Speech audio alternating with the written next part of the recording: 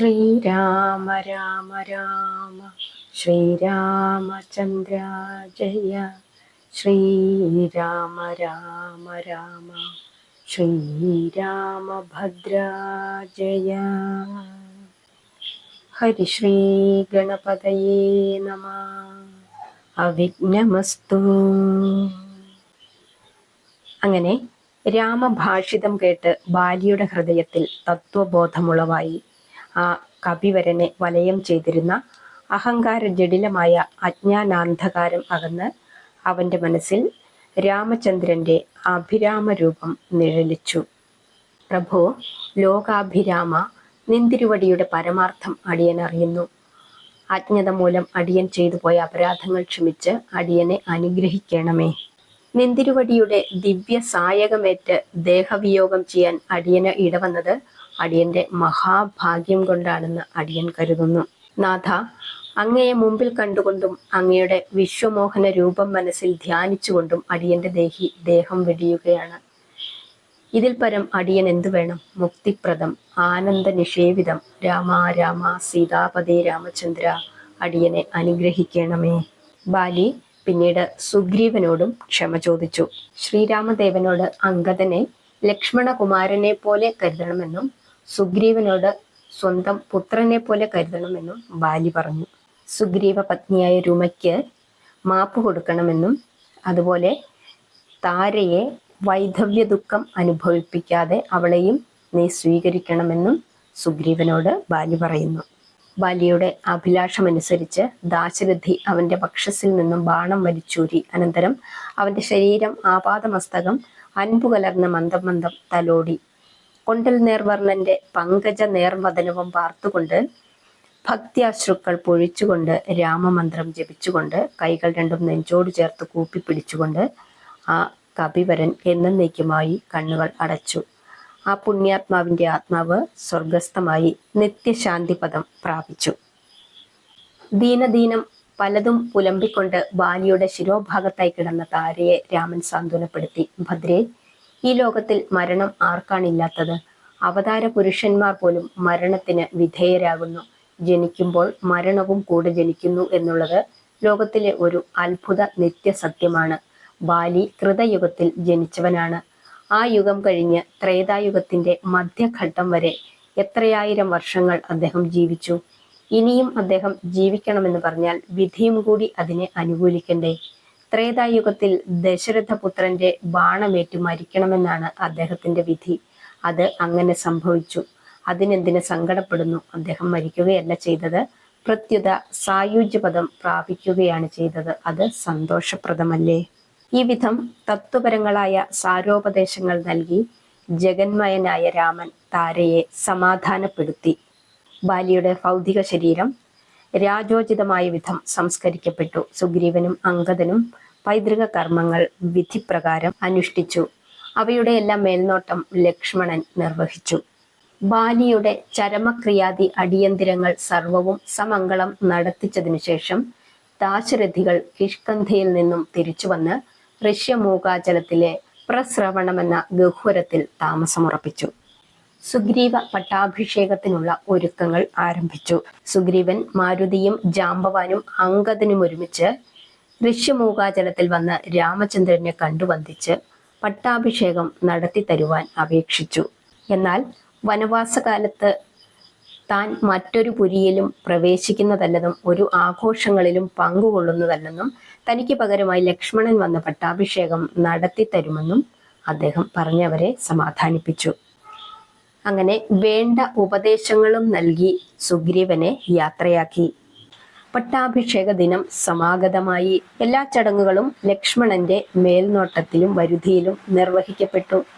ജ്യേഷ്ഠന്റെ നിർദ്ദേശപ്രകാരം സുഗ്രീവനെ കിഷ്കിന്ധ രാജാവായും ബാലിപുത്രനായ അംഗദനെ യുവരാജാവായും രുമയെ മഹാരാജ്ഞിയായും താരയെ സർവ അധികാര പദവികളും നൽകി അമ്മ മഹാരാജ്ഞിയായും സംഖ്യാതീത വാനര വൃന്ദങ്ങളുടെ മുമ്പിൽ വെച്ച് സൗമിത്രി വിധിപ്രകാരം മംഗളവാദ്യങ്ങൾ മുഴങ്ങിക്കൊണ്ടിരിക്കെ വാഴിച്ച് ചെങ്കോൽ സുഗ്രീവനെ ഏൽപ്പിച്ചു. ഇങ്ങനെയൊരു പട്ടാഭിഷേക മഹോത്സവം കിഷ്കിന്ധയിൽ അതിനു മുമ്പ് നടന്നിട്ടില്ലെന്നും ഇനി മേലാൽ നടക്കുകയില്ലെന്നുമുള്ള ഖ്യാതിയും പരന്നു. ആ കാലത്തിനോടിടയ്ക്ക് വർഷകാലവും ആരംഭിച്ചു. വർഷകാലം 4 മാസത്തേക്ക് നീണ്ടു നിൽക്കും. അത് കഴിഞ്ഞ് സീതാന്വേഷണം തുടർന്നാൽ മതിയെന്ന് രാമഭദ്രൻ സുഗ്രീവന് നിർദ്ദേശം നൽകി. മഴ മാറി, മാനം തെളിഞ്ഞു. പക്ഷേ സുഗ്രീവൻ സീതാന്വേഷണ കാര്യം തീരെ വിസ്മരിച്ചതുപോലെ തോന്നി. അങ്ങനെ ഒരു ദിവസം ഹനുമാൻ വിനയപൂർവ്വം സുഗ്രീവനെ സീതാന്വേഷണ കാര്യം ഓർമ്മപ്പെടുത്തി. ഹനുമാൻ പറഞ്ഞു, ബാലിയെ വധിച്ച ബാണം അദ്ദേഹത്തിന്റെ ആവനാഴിയിൽ ഇപ്പോഴുമുണ്ട്. അതങ്ങ് ഓർമ്മിക്കാത്തതാണ് കഷ്ടം. ഹനുമാന്റെ വാക്കുകൾ കേട്ട് ഭീതിയോടെ സുഗ്രീവൻ പറഞ്ഞു, നാനാദിക്കിലും ഉള്ള അഖില വാനര പുരുഷന്മാരും 15 ദിവസത്തിനകം ഇവിടെ വന്ന് ചേരത്തക്ക വിധം ഊർജിതമായ കൽപ്പന നൽകാൻ സൈന്യമന്ത്രിയായ നീലനെ വേഗം ചെന്നറിയിക്കൂ. അങ്ങനെ നാനാദിക്കിലേക്കും ദൂതന്മാരെയും അയച്ചു. ഈ സമയം രാവണചാരനായ അകമ്പനൻ ബാലിയുടെ നിധനത്തെയും സുഗ്രീവന്റെ പട്ടാഭിഷേകത്തെയും സംബന്ധിച്ചുള്ള സർവ്വ വിവരങ്ങളും ദശാസ്യനെ ധരിപ്പിച്ചു. സീതാന്വേഷണാർത്ഥം വാനരപ്പട പുറപ്പെടുവാൻ ഉദ്ദേശിച്ചിരിക്കുന്ന വിവരവും അവൻ സൂചിപ്പിച്ചു. ബാലി വധിക്കപ്പെട്ടു എന്ന് കേട്ടപ്പോൾ പുലസ്ത്യപുത്രൻ ഒന്നു നടുങ്ങി. അവൻ ചോദിച്ചു, ആരാണ് അമിത ബലവാനായ ആ ബാലിയെ കൊന്നവൻ? അതിനുള്ള കാരണം എന്തായിരുന്നു?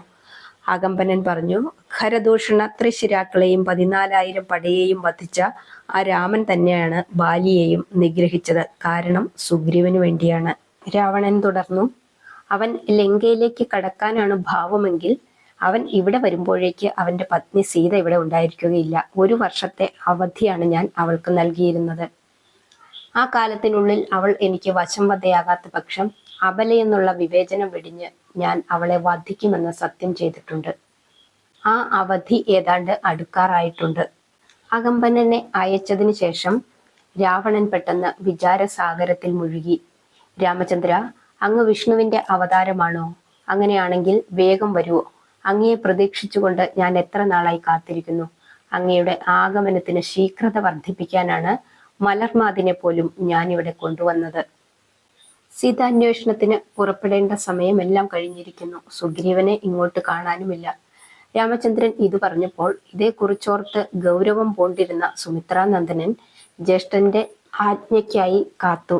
അഗ്രജന്റെ കൽപ്പന അനുസരിച്ച് സുമിത്രാത്മജൻ സർവായുധ സമേതനായി കിഷ്കിന്ധ ഗോപുരദ്വാരത്തിലെത്തി. ഗോപുരപാലകന്മാർ അകത്തേക്കുള്ള പ്രവേശനം തടഞ്ഞു. ഉടനെ വില്ലുകുലച്ച ഒരു ചെറുഞാണൊലി ലക്ഷ്മണൻ മുഴക്കി. ആ ശബ്ദം കേട്ട് സുഗ്രീവൻ ഉൾപ്പെടെയുള്ള കിഷ്കിന്ധാവാസികൾ ഞെട്ടിവിറച്ചു. അകലത്തിൽ നിന്നുകൊണ്ട് ഹനുമാൻ ലക്ഷ്മണനെ ഒന്ന് നോക്കി. അപ്പോഴത്തെ നിൽപ്പ് ഹനുമാൻ സുഗ്രീവനെ ചെന്ന് കണ്ടു ഉണർത്തിച്ചു. കപീന്ദ്ര, കാര്യമെല്ലാം അവതാളത്തിലേക്ക് കഴിഞ്ഞിരിക്കുന്നു. രക്ഷയില്ലാത്ത മട്ടാണ് കാണുന്നത്. സംഹാര രുദ്രനെ പോലെ ഗോപുരദ്വാരത്തിൽ വന്നു നിൽക്കുന്നു. അതുകൊണ്ട് അങ്ങിപ്പോൾ അങ്ങോട്ട് പോകണ്ട, നമുക്ക് അംഗദകുമാരനെ അങ്ങോട്ടയക്കാം. ഒടുവിൽ എല്ലാവരും കൂടി ആലോചിച്ച് അംഗദനെ തന്നെ സൗമിത്രിയുടെ സന്നിധിയിലേക്ക് അയച്ചു. ബാലിനന്ദനൻ ചെന്നപാടെ ലക്ഷ്മണ പാദങ്ങളിൽ വീണു വന്ദിച്ചു. അംഗദനെ പിടിച്ചെഴുന്നേൽപ്പിച്ചിട്ട് ലക്ഷ്മണൻ കുശലം ചോദിച്ചു. യുവരാജാവായ നിനക്ക് ക്ഷേമമല്ലേ? അമ്മ മഹാരാജ്ഞിയായ താരാദേവിക്കും സൗഖ്യമല്ലേ? പിതൃവ്യനായ സുഗ്രീവനെ വധിക്കാനാണ് ഞാൻ വന്നിരിക്കുന്നത്. അംഗദൻ ഓടി സുഗ്രീവന്റെ സമീപത്ത് ചെന്ന് വിവരങ്ങൾ പറഞ്ഞു. ആകെ ബഹളമായി. താരയുടെ മധുരഭാഷിതം കൊണ്ടല്ലാതെ ലക്ഷ്മണനെ ശാന്തനാക്കാൻ സാധ്യമല്ലെന്ന് കണ്ട് മിത്രനന്ദനൻ താരയെ സമീപിച്ച് അവളുടെ ദൗത്യത്തിനു വേണ്ടി അഭ്യർത്ഥിച്ചു. അങ്ങനെ മുമ്പിൽ ഹനുമാനും നടുവിൽ താരയും പിന്നെ അംഗദനുമായിട്ടാണ് അവർ പുറപ്പെട്ടത്. താര പറഞ്ഞു, അവിടുത്തോടെ ഏറ്റവും ഭയഭക്തിയും സ്നേഹ ബഹുമാനാദരവുകളുമുള്ള ഒരു വാനരനാണ് സുഗ്രീവൻ. അങ്ങനെ ദാസഭാവത്തിൽ കഴിയുന്ന ഒരു സാധു മർക്കടനോട് ഈ വിധം കോപമുണ്ടായ പിന്നെ അവൻ എന്താണ് ഒരു ഗതി? പോരാത്തതിന് ചപലന്മാരായ വർഗമാണ് കവികൾ. അതും നെന്തിരുവടി ഒന്ന് ഓർക്കണം. അങ്ങനെ ലക്ഷ്മണനെ അനുനയിപ്പിച്ച് അകത്തേക്ക് കൂട്ടിക്കൊണ്ടുപോയി. ലക്ഷ്മണനെ കണ്ട സുഗ്രീവൻ കൈവണങ്ങി നമസ്കരിച്ചു. അടിയനോട് തിരുവുള്ളക്കേട് തോന്നാൻ അടിയൻ യാതൊരു അപരാധവും ചെയ്തിട്ടില്ല. ഏതാനും ദിവസങ്ങൾ വൈകിച്ചു എന്നുള്ളതാണ് അടിയന്റെ പേരിലുള്ള കുറ്റം. രാമഭദ്രൻ കരുണാവാരിധിയാണ്. ആശ്രിതർക്ക് അഭീഷ്ടദാനം ചെയ്യുന്ന കാമധേനുവാണ്. അടിയന്റെ അപരാധം അദ്ദേഹം പൊറുക്കും. സംഘം സംഘമായി വരുന്ന വാനര സമൂഹങ്ങളുടെ ഘോഷം നിന്തിരുവടി ഒന്ന് നോക്കിക്കാണുക. മഹേന്ദ്രം, ഹിമവാൻ, വിന്ധ്യൻ, കൈലാസ ശിഖരങ്ങൾ, പാണ്ഡുശിഖരങ്ങൾ, മന്ദരപർവ്വതങ്ങൾ, പഞ്ചശൈലങ്ങൾ, സഹ്യാദ്രി ശൈലങ്ങൾ, അഗസ്ത്യകൂടങ്ങൾ എന്നിത്യാദി ഗിരിവന പ്രദേശങ്ങളിൽ നിന്നും കോടിക്കണക്കിന് മർക്കടന്മാർ എത്തിക്കഴിഞ്ഞിരിക്കുന്നു. ഇനിയും ലക്ഷക്കണക്കിന് വരാൻ കിടക്കുന്നതേയുള്ളൂ. ലക്ഷ്മണൻ പറഞ്ഞു, അങ്ങയെ ഒന്ന് ഭയപ്പെടുത്തുവാൻ ഞാൻ ഒരു ഗൗരവഭാവം നടിച്ചു എന്നേയുള്ളൂ. താരാദേവിയുടെ അഭ്യർത്ഥനയും എന്റെ മനസ്സിനെ സ്പർശിച്ചിരുന്നു. അതനുസരിച്ച് എല്ലാവരും കൂടി രഘുവര സന്നിധിയിലേക്ക് യാത്രയായി.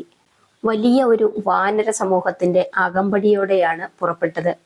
ശതബലി, താരയുടെ വളർത്തച്ഛനായ സുഷേണൻ, രുമയുടെ പിതാവ്, ഹനുമാന്റെ പിതാവ് കേസരി, നീലൻ, നളൻ, ജാംബവാൻ, ഹനുമാൻ, അങ്കദൻ, ഗവയൻ, ഗവാക്ഷൻ തുടങ്ങിയ വാനര നേതാക്കളും അവരുടെ കൂടെയുള്ള അസംഖ്യങ്ങളായ കപിസഞ്ചയങ്ങളും അവരെ അനുഗമിച്ചു.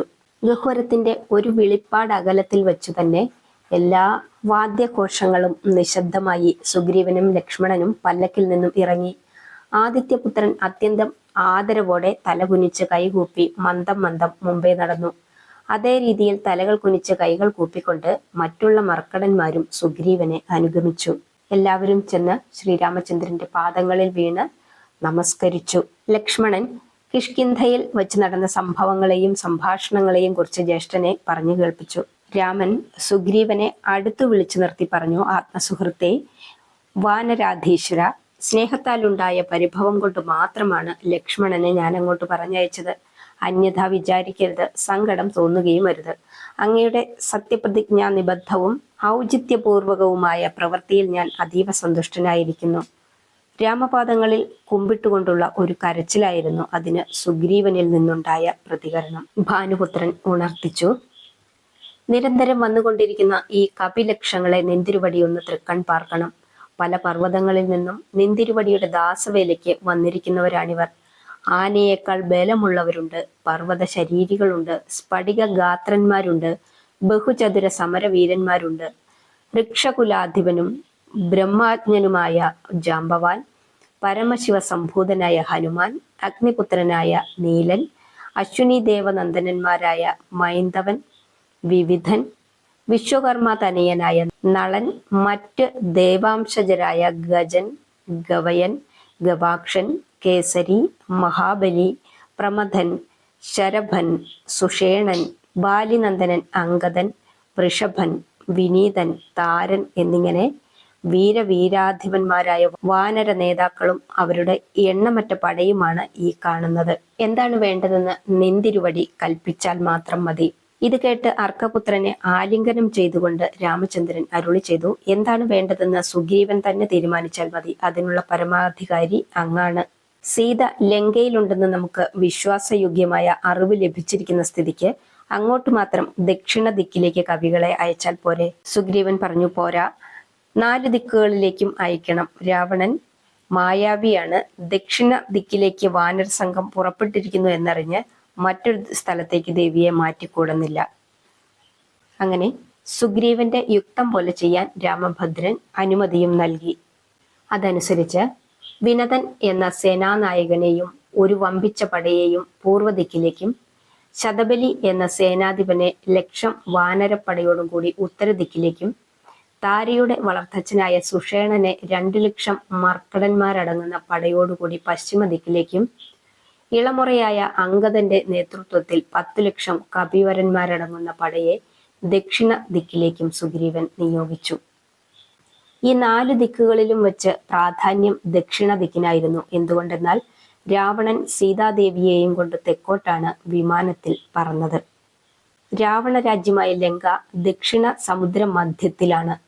അങ്കദനെ നേതാവാക്കിയെങ്കിലും പ്രധാനപ്പെട്ട ജാംബവാൻ, ഹനുമാൻ, മൈന്ദൻ, വിവിധൻ, നളൻ, നീലൻ, ശരഭൻ, കുമുദൻ തുടങ്ങിയ വീരശ്രേഷ്ഠന്മാരെ കൂടി ദക്ഷിണ ദിക്കിലേക്ക് അവന് സഹായാർത്ഥം നിയോഗിച്ചു. 1 മാസത്തെ അവധിയാണ് സുഗ്രീവൻ എല്ലാവർക്കും അനുവദിച്ചത്. അതിനുശേഷം വരുന്നവർ മരണത്തിന് വിധേയരായി ഭവിക്കുമെന്നും സുഗ്രീവാജ്ഞയ്ക്ക് ലംഘനമില്ലെന്നും കപിരാജൻ പ്രഖ്യാപിച്ചു. ഇപ്രകാരം വേണ്ട ഏർപ്പാടുകളും തീരുമാനങ്ങളും ചെയ്ത് രാമന്റെ അനുവാദത്തോടും അനുഗ്രഹത്തോടും കൂടി 4 ദിക്കുകളിലേക്കുമുള്ള സേനാധിപന്മാരെയും സേനയെയും ഒരുക്കി നിർത്തി. പരന്നു പാരാവാരം പോലെ കാണപ്പെട്ട വാനര സമൂഹത്തെ സാകൂതം ഒന്ന് അവലോകനം ചെയ്തു രാമഭദ്രൻ. എല്ലാവരും യാത്രയ്ക്കൊരുങ്ങി സീതാവല്ലഭന്റെ അനുഗ്രഹം പ്രതീക്ഷിച്ച് തൊഴുതുകൊണ്ട് നിൽക്കുകയാണ്. നിങ്ങൾ സന്തോഷത്തോടെ യാത്ര പുറപ്പെട്ടുകൊള്ളുക, മംഗളമുണ്ടാവട്ടെ എന്ന് അദ്ദേഹം അവരെ അനുഗ്രഹിച്ചു. കോടിക്കണക്കിനുള്ള കവികൾ രാമസന്നിധിയിൽ നിന്നും നീങ്ങാൻ തുടങ്ങുകയാണ്. അന്തരീക്ഷം നിശബ്ദമായി. സർവത്ര നിശ്ചലത വ്യാപിച്ചു. മർക്കട വൃന്ദ മഹാസമൂഹത്തിൽ മായാമാനുഷ്യനായ രാമൻ ആരെയോ കാണുവാനായി ഉഴറി നോക്കുന്നതായി കാണപ്പെട്ടു. അദ്ദേഹം പ്രതീക്ഷിച്ച ആളിനെ അകലത്തിൽ കണ്ടു. ഹനുമാൻ. അദ്ദേഹം മാരുതിയെ അടുത്തു വിളിച്ചു. ആ ഭക്തോത്തമൻ അഞ്ജലിബദ്ധനായി അടുത്തു വന്നു നിന്നു. അദ്ദേഹം രഹസ്യമായി അവനോട് പറഞ്ഞു, പ്രഭഞ്ജനപുത്ര, നിന്റെ യാത്ര സഫലമായി തീരും. നീ ജനകാത്മജയെ കാണും. എന്റെ ദൂതനായി നീ അവളുടെ മുമ്പിൽ പ്രത്യക്ഷപ്പെടുമ്പോൾ അവൾക്ക് വിശ്വാസത്തിനു വേണ്ടി ഈ അങ്കുലീയകം നീ അവൾക്ക് കൊടുക്കണം. ദണ്ഡകവനത്തിൽ വെച്ച് മുനിഗണങ്ങളാൽ സമ്മാനിക്കപ്പെട്ടതും തന്റെ വിരലിൽ അണിഞ്ഞിരുന്നതുമായ മോതിരം ഊരി ദാശരഥി മാരുതിയുടെ കയ്യിൽ അർപ്പിച്ചു. അനന്തരം സീതയ്ക്കും രാമനും മാത്രം അറിയാവുന്ന ചില അടയാളവാക്യങ്ങളും കഥകളും അദ്ദേഹം പറഞ്ഞു കേൾപ്പിച്ചു. ഹനുമാൻ ഭക്തിപൂർവം അങ്കുലീയകവും വാങ്ങി തൊഴുതു വണങ്ങി പിന്മാറി. ഋഷ്യമൂകാചലത്തിൽ നിന്ന് വാനരനാഥന്മാരും വാനര സമൂഹങ്ങളും അകന്നു. പഴയപടി രാമലക്ഷ്മണന്മാർ മാത്രം പ്രസ്രവണത്തിൽ അവശേഷിച്ചു. മായാമയന്റെ മായാനാടകത്തിന്റെ ഒരു സുപ്രധാന രംഗവും അവസാനിച്ചു.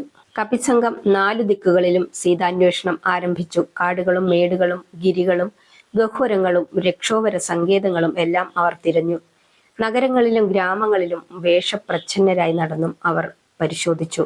ഒരു സ്ഥലത്ത് ചെന്നിട്ടും സീതയുടെ സാന്നിധ്യത്തെക്കുറിച്ച് യാതൊരു വിവരവും അവർക്ക് ലഭിച്ചില്ല. വടക്കോട്ടും കിഴക്കോട്ടും പടിഞ്ഞാറോട്ടും പോയ മർക്കട പ്രവരന്മാർ മാസം 1 തികയുന്നതിന് മുമ്പ് തന്നെ തിരിച്ചു വന്നു. ദക്ഷിണ ദിക്കിലേക്ക് പോയവർ അന്വേഷണം തുടർന്നുകൊണ്ടിരുന്നു. വിന്ധ്യ പർവ്വതം കഴിഞ്ഞ് ലങ്കയെ ലക്ഷ്യമാക്കി അവർ തെക്കോട്ടായി തന്നെ സഞ്ചരിച്ചു. വനാന്തരത്തിൽ വെച്ച് ഭീമാകാരനായ ഒരു രാക്ഷസനെ അവർ കണ്ടു. രാവണൻ രാവണൻ എന്നാർത്തു വിളിച്ചുകൊണ്ട് ആ മർക്കടക്കൂട്ടം അവനോടടുത്തു. അംഗദൻ അവനെ ഗദയാൽ അടിച്ചുകൊന്നു. രാവണൻ എന്ന് കരുതപ്പെട്ട ആ നിശാചരൻ മാരീചന്റെ മകനായിരുന്നു. അംഗദൻ തന്റെ സേനയെ തെക്കോട്ട് തന്നെ നയിച്ചു. യാത്രാക്ഷീണത്താൽ അവർ വല്ലാതെ തളർന്നു. യാത്രാക്ഷീണത്താൽ കവികൾ വല്ലാതെ തളർന്നു. എവിടെയെങ്കിലും വെള്ളം കിട്ടുമോ എന്നവർ അന്വേഷിച്ചു. അപ്പോഴാണ് ഒരു ഗുഹാദ്വാരത്തിൽ പക്ഷികൾ പറന്നു പോകുന്നതും അവയുടെ നനഞ്ഞ ചിറകുകളിൽ നിന്നും വെള്ളം ഇറ്റിറ്റു വീഴുന്നതും അവർ കണ്ടത്. അവരാ ഗുഹയിലേക്ക് കടന്നു. ധൈര്യത്തോടെ ആദ്യം കടന്നത് മാരുതിയായിരുന്നു. പിറകെ പിറകെ മറ്റുള്ളവരും ഗുഹയിലേക്ക് ഇറങ്ങി. കുറെ ദൂരം ചെന്നപ്പോൾ ഭയങ്കരമായ കൂരിരുട്ടിനാൽ ഒന്നും കാണാൻ പാടില്ലാതെയായി. ഹനുമാൻ അവരെ എല്ലാവരെയും അന്ധകാരത്തിൽ കൂടി മുമ്പോട്ട് നയിച്ചു. വളഞ്ഞും തിരിഞ്ഞും ഇറങ്ങിയും കയറിയും പല ദുർഗമ മാർഗത്തിൽ കൂടി കുറെ ദൂരം അവർ സഞ്ചരിച്ചപ്പോൾ തമസ് മാറി പ്രകാശം പരക്കുകയും ഒരു മനോഹര സ്ഥലം അവരുടെ മുമ്പിൽ ദൃശ്യമാകുകയും ചെയ്തു. നാഗലോക നഗരി പോലെ അവർക്ക് തോന്നി ആ സ്ഥലം. അതിൽ തനി തങ്ക നിർമ്മിതമായ ഒരു രമണീയ മണിഹർമ്മ്യം, ചുറ്റും സുരഭില സുന്ദരങ്ങളും വർണ്ണശബളങ്ങളുമായ പുഷ്പങ്ങൾ അണിഞ്ഞു നിൽക്കുന്ന അഴകിയെലുന്ന ആരാമം, പക്വഫലസമൃദ്ധങ്ങളായ പാദപ സമൂഹങ്ങൾ, ഇന്ദ്രനീല മുത്തുകൾ മുട്ടി നിൽക്കുന്നത് പോലെയുള്ള പഴുത്ത മുന്തിരിക്കുലകൾ, സ്ഫടിക സങ്കാശമായ നിർമ്മല ജലം നിറഞ്ഞ താമര പൊയ്കകൾ. അങ്ങനെ സ്വർഗഭംഗിയെ വെല്ലുന്ന ഒരു പുത്തൻ സ്വർഗത്തിലെത്തിയ പ്രതീതിയും മാനസാനന്ദവും ആ വാനരന്മാർക്ക് അപ്പോൾ ഉണ്ടായി. അത്ഭുതം! വനദേവതയെന്ന് തോന്നുമാറ് സുന്ദരാംഗിയും ജഡാവൽക്കല ധാരിണിയും വിചിത്ര കാഞ്ചന വർണ്ണരൂപിണിയുമായ ഒരു യോഗിനി അവരുടെ മുമ്പിൽ ആവിർഭവിച്ചു.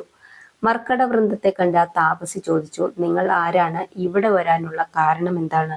ഹനുമാൻ സീതാന്വേഷണ വൃത്താന്തം മുഴുവനും യോഗിനിയെ പറഞ്ഞു കേൾപ്പിച്ചു. വെള്ളം അന്വേഷിച്ചാണ് തങ്ങൾ ഇവിടെ എത്തിയതെന്നും പറഞ്ഞു. യോഗിനി അല്പനേരം കണ്ണടച്ച് ധ്യാനിച്ചിരുന്നതിന് ശേഷം ഹാർദമായ സ്വാഗതം അവർക്കരുളി മധുരപക്വങ്ങളും മധുരപാനീയങ്ങളും ഇഷ്ടാനുസരണം നൽകി അവരെ തൃപ്തരാക്കി. ശാഖാമൃഗങ്ങൾക്ക് ചാടിക്കയറി കടിച്ചു തിന്നാനുള്ള വിവിധ ജാതി പഴുത്ത പഴങ്ങൾ അപ്പോഴും വൃക്ഷങ്ങളിൽ ധാരാളം കിടപ്പുണ്ട്. കുരങ്ങന്മാർക്ക് അതിൽ കവിഞ്ഞ് എന്തു വേണം? ഭക്ഷണവും മധുരപാനീയങ്ങളും യാതൊരു ലോഭവുമില്ലാതെ ഇഷ്ടം പോലെ ലഭിച്ചുകൊണ്ടിരുന്നതിനാൽ സർവവും മറന്ന് കുറെ നാൾ അവർ അവിടെ ആനന്ദ സമന്വിതം ജീവിച്ചു. ഒരു ദിവസം അഞ്ജനാപുത്രൻ ആ യോഗിനിയോട് അവളുടെ പരമാർത്ഥം പറയുവാൻ ആവശ്യപ്പെട്ടു. അവൾ പറഞ്ഞു, ഞാൻ മേരുസാവർണി എന്ന ഗന്ധർവന്റെ നന്ദിനി സ്വയംപ്രഭയാണ്. അസുരശില്പിയായ മയൻ നിർമ്മിച്ചതാണ് സ്വർണവർണ്ണ മനോഹരമായ ഈ നഗരം. ദേവശില്പിയായ വിശ്വകർമാവിന്റെ പുത്രിയും ദേവരാജസദസ്സിലെ ഒരു നർത്തകിയുമായ ഹേമ എന്ന സുന്ദരീധാമത്തെ ആ മയൻ മയക്കി അവനു വശംവദയാക്കി. അവൾക്ക് താമസിക്കുവാൻ വേണ്ടി ആ അസുരശില്പി നിർമ്മിച്ചതാണ് ഈ മായാനഗരം. ഹേമയും ഒരുമിച്ച് കൂടെ പോന്ന അവളുടെ ആത്മസഖിയും തോഴിയുമാണ് ഞാൻ. കാലാന്തരത്തിൽ ഹേമ ഗർഭിണിയായി ഒരു പെൺകുട്ടിയെ പ്രസവിച്ചു. ഹേമയുടെ അപഹരണ വൃത്താന്തം ഇന്ദ്രൻ അറിഞ്ഞ് ഇവിടെ വന്ന് മയനെ വധിക്കാൻ ഒരുങ്ങി. ആ അസുരൻ ഭയപ്പെട്ട് തന്റെ കുട്ടിയെയും എടുത്തുകൊണ്ട് ഓടി രക്ഷപ്പെട്ടു. മയനു കൂട്ടായി നിന്ന് ഹേമയെ വശപ്പെടുത്തി കൊടുത്തതിന് എന്നും ഏകാകിനിയായി ബാഹ്യലോകവുമായി യാതൊരു ബന്ധവുമില്ലാതെ ഇവിടെ ജീവിക്കുവാൻ ഇന്ദ്രൻ എന്നെ ശപിച്ചു. ശാപമോചനത്തിന് അപേക്ഷിച്ചപ്പോൾ അദ്ദേഹം പറഞ്ഞു, അനേക ശതവർഷങ്ങൾ കഴിയുമ്പോൾ അയോധ്യാനാഥനായ ശ്രീരാമചന്ദ്രന്റെ പത്നിയായ സീതാദേവിയെ അന്വേഷിച്ച് വാനര സംഘം ഇവിടെ വരും. അവരെ വേണ്ട വിധം സൽക്കരിച്ച് തൃപ്തിപ്പെടുത്തി രാമദേവനെ കണ്ട് അനുഗ്രഹം വാങ്ങിയാൽ ശാപമോക്ഷം സിദ്ധിക്കും. ഇപ്രകാരം അരുളി ചെയ്ത് അമരനാഥൻ ഹേമയും ഒരുമിച്ച് നാഗലോകത്തേക്കും ഗമിച്ചു. ഞാൻ ഏകയുമായി. ആ ഹേമയുടെ പുത്രിയാണ് നിങ്ങൾ അന്വേഷിച്ചു നടക്കുന്ന രാവണന്റെ പത്നി മണ്ഡോദരി. പാർവതി ദേവിയുടെ ശാപത്തിന്റെ ഫലമായിട്ടാണ് അവൾ ഹേമയുടെ ഉദരത്തിൽ ജനിച്ചത്. എന്റെ ശാപമോചനത്തിനുള്ള സമയം സമാഗതമായിരിക്കുന്നു. ഞാനിപ്പോൾ തന്നെ ഭഗവാൻ രാമഭദ്രനെ കാണാൻ പുറപ്പെടുകയാണ്. നിങ്ങൾ എല്ലാവരും കണ്ണടച്ചുകൊണ്ട് നിൽക്കൂ. ഞാൻ നിങ്ങളെ നേർവഴിയിൽ ആക്കിത്തരാം. സ്വയംപ്രഭയുടെ നിർദ്ദേശപ്രകാരം കവിവൃന്ദം ആകെ അക്ഷികൾ നിമീലനം ചെയ്തുകൊണ്ട് നിന്നു. അത്ഭുതം! അല്പം കഴിഞ്ഞപ്പോൾ നയനങ്ങൾ തുറന്നപ്പോൾ അവരെല്ലാവരും അടവിയിൽ പഴയ സ്ഥാനത്ത് നിൽക്കുന്നു. സ്വയംപ്രഭ ഗുഹാവാസം ഉപേക്ഷിച്ച് രഘുപതിയെ തൃക്കൺ പാർത്ത് വന്ദിച്ച് തനിക്ക് സൽഗതി അരുളണമെന്ന് പ്രാർത്ഥിച്ചു. കരുണാമയനായ രാമൻ അവൾക്ക് മുക്തിമാർഗം ഉപദേശിച്ചു കൊടുത്തതനുസരിച്ച് അവൾ ബദര്യാശ്രമം പോകി തപം ചെയ്ത് സൽഗതി അടഞ്ഞ് മുക്തിപദം പ്രാപിച്ചു.